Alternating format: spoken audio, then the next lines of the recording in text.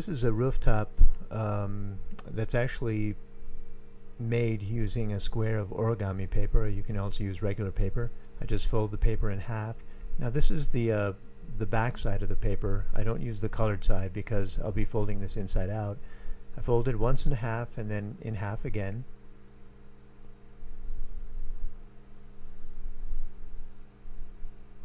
And then I fold the corner down to the bottom of the center of the page. This is a traditional Kusudama flower. It's usually used with a bunch of Kusudama flowers. It's not used as a rooftop in castles. And I flip it over and fold the other corner down to the center again. And I think the Kusudama flowers were used for healing. That's what I was told. I'm not sure. Anyway, I reach inside. I pull it open into a diamond shape like this. You may have to replay this so you can see that again. Then there are 4 flaps now, and I take each of the flaps and I fold it vertically and then open it up and press it down. And I press it down all the way to the top to form a kite shape. Now I'll be referring to this kite shape pretty often in the making of this. And there's the what I call the bottom of the kite is the long part of it is the bottom of the kite. Right now I have the kite upside down, and the short end of the kite is what I call the top of the kite. And so I'll be referring to the top and the bottom of the kite fairly often in this process. I just take all 4 flaps, make them vertical, and then press them down into that kite shape. And again, the short part of the kite, the colored part at the bottom, that's actually the top of the kite.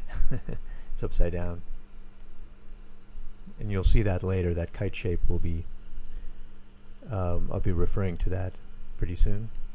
This is the 4th flap.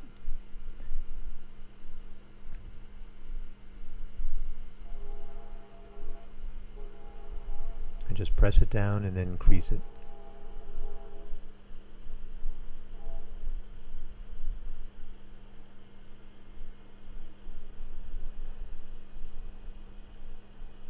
Now this is the worst origami I've ever done. And I think it's because it's the first time I've ever filmed it. The corners aren't very straight. But in the end, the whole thing turns out okay anyway. Now I open it up to form a solid kite shape on both sides. Now I flip it over. Now there's the top of the kite, and I fold the top edge of the kite over to the center on both sides to create a narrower kite shape, you might say. Again, I fold that top edge over to the center. Now I do this four times.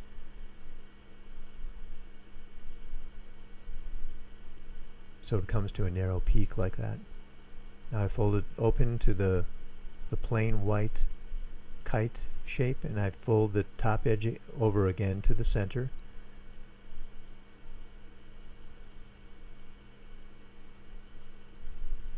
And I do that with the other side.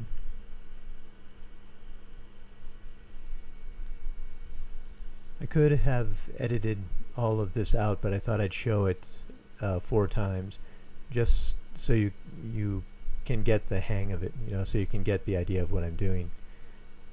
I didn't film it. I could have done it as a close-up. My hand's kind of in the way, so I thought it's better if I leave all of this in. You can see how crooked it is too. I just did not fold this very well, but it still miraculously turns out okay in the end. This is the final kite shape, plain white kite shape. And again, I fold the top edge over to the center to form a narrower peak at the top.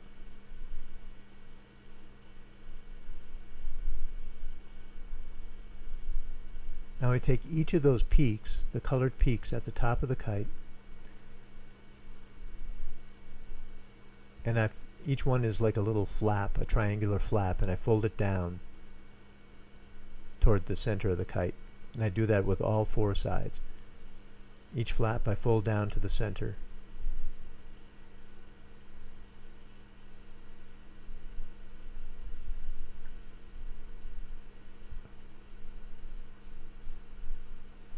That's the third one, and here's the fourth one.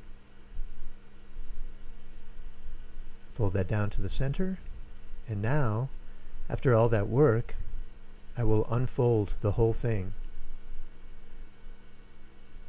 Basically what I've done is create a lot of creases in the paper in order to make the next steps a lot easier.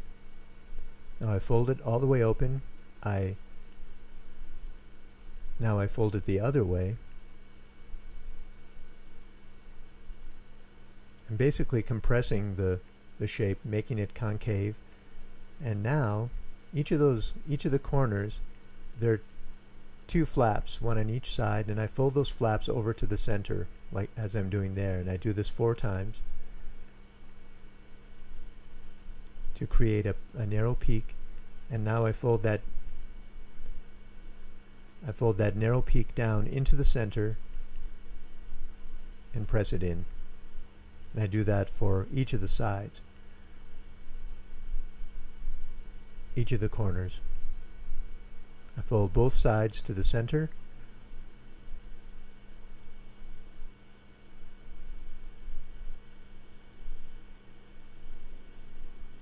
and then fold the triangle down into the shape, into the flower, so to speak. Okay, fold that flap over again. That's the third corner. Fold both flaps inward, and fold the flap or the petal, whatever you want to call it, down into the flower. And this is the final one.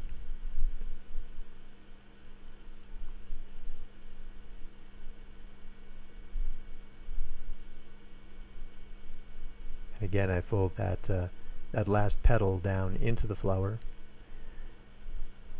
Sometimes I leave those petals, or whatever you want to call them, sticking out. And there's the Kusudama flower. That's what it looks like on the inside. And on the outside it looks like a tower top, and that's how I used it, as a tower top. And I put a rim around it, made of cardstock and paper.